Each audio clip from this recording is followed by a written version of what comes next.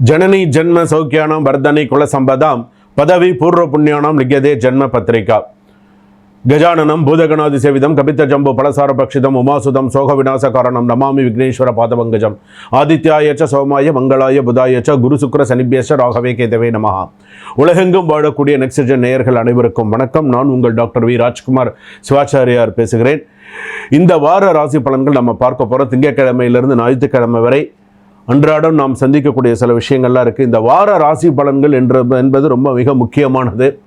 நம்ம இந்த வாரத்தில் நடக்கக்கூடிய நம்மளுடைய உத்தியோகம், நம்மளுடைய சில விஷயங்கள்லாம் நமக்கு எப்படி இருக்கும், கொடுக்கல் வாங்கல் விஷயங்களாக இருக்கட்டும், ஒரு சொத்து பரிமாற்றமாக இருக்கட்டும், ஏதாவது ஒரு நல்ல விஷயங்களாக இருந்தாலும் சரி, ஒரு கெடுதலான விஷயங்களாக இருந்தாலும் சரி, 12 ராசிகளுக்கு எப்படி இருக்குது அப்படிங்கிறத நம்ம சில விஷயங்கள்லாம் ஹைலைட் பண்ணி சொல்லலாம் அப்படின்னு இருக்கேன். ஸோ யாரெல்லாம் எந்தெந்த ராசிக்காரர்கள் மிகவும் கவனமாக இருக்க வேண்டும், எந்தெந்த ராசிக்காரர்களுக்கு சில பிரச்சனைகள், தேவையில்லாத வீண் பழி பிரச்சனைகள்லாம் வரப்போகிறது, இந்த வாரத்திற்கான சில முக்கியமான விஷயங்கள்லாம் என்னென்ன, யார் யாருக்கெல்லாம் சில பிரிவினைகள் ஏற்பட போகிறது அப்படிங்கிறத நம்ம பார்க்க போகிறோம். சில விஷயங்கள்லாம் வந்து பார்த்தீங்க அப்படின்னு சொன்னால் லாட் ஆஃப் மிஸ் அண்டர்ஸ்டாண்டிங்ஸ்ன்னு சொல்லுவாங்க. சில விஷயங்கள்லாம் நமக்கு எப்படி இருக்குது, என்னென்ன நம்ம பண்ணணும் பண்ணக்கூடாது அப்படிங்கிற மாதிரியான சில விஷயங்கள் இந்த வாரத்திற்கான என்ன பரிகாரம் பண்ணிட்டா அதிலிருந்து நம்ம ஓரளவுக்கு கொஞ்சம் நம்ம தற்காத்துக்க முடியும் அப்படிங்கிறத நம்ம பார்க்க போகிறோம். வாங்க வீடியோக்குள்ளே போகலாம்.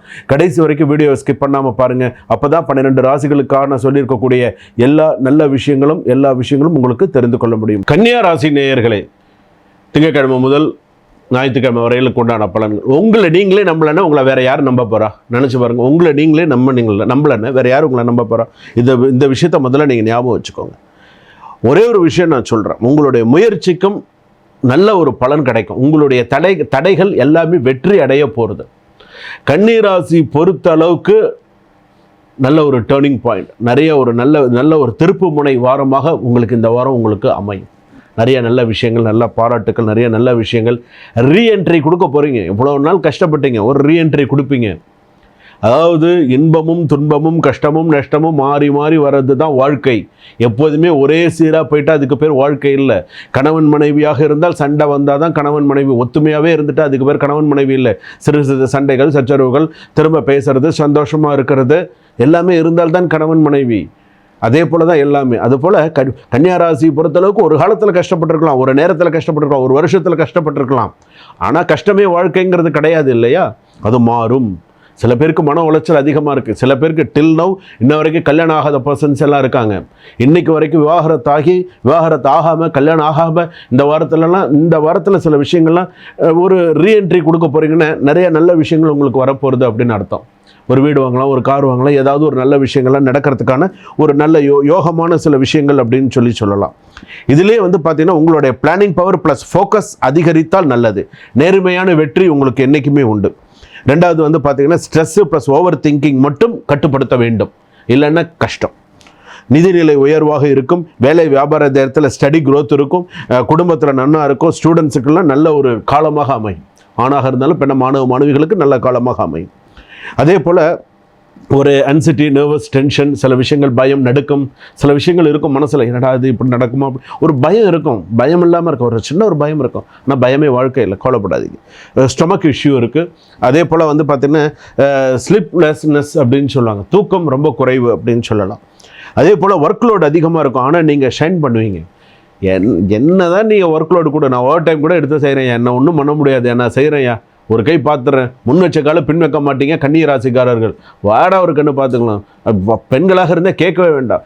அதிக நம்பிக்கை, ஒரு புத்திசாலித்தனம்.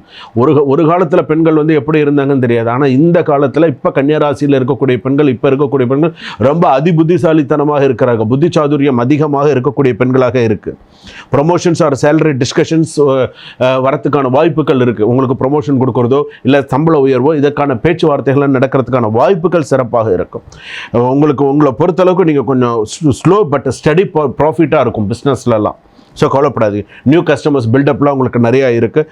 பார்ட்னர்ஷிப் ஸ்டேபிள்லாம் உங்களுக்கு நிறையா வரும். So service based best result உங்களுக்கு கண்டிப்பாக இருக்குது. ஸோ கவலைப்படாதீங்க. ஃபேமிலி பொறுத்தளவுக்கு ஓரளவுக்கு ஹோம் பீஸ் குட் நியூஸ்லாம் இருக்கும். ஃபாதரோட அப்பா இருக்காங்கன்னா அப்பாவோட ஹெல்த் இம்ப்ரூவ்லாம் நிறையா இருக்குது. ஸோ கவலைப்படாதீங்க.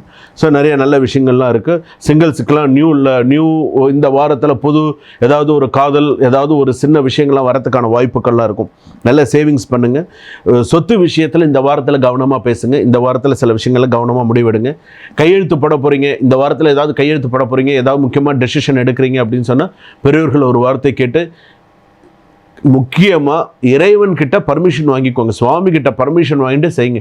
கன்னியாராசிக்கார உத்திர நட்சத்திரம் கன்னியாராசி, ஹஸ்த நட்சத்திரம் கன்னியாராசி, சித்திரை 1-2 பாதம் கன்னியாராசிலாம் இறைவன் கிட்ட ஒரு அனுமதி வாங்கிக்கோங்க. நீங்கள் உங்களுக்கு எது இஷ்ட தேவதையோ ஒரு அனுமதி, நான் இதை செய்யலாமா, ஒரு பூ கட்டி போடுறது, ஏதாவது ஒரு விஷயத்தை செஞ்சு ஒரு உத்தரவு வாங்கிட்டு செஞ்சீங்கன்னா சிறப்பு. சுபம். வாழ்க வளமுடன்.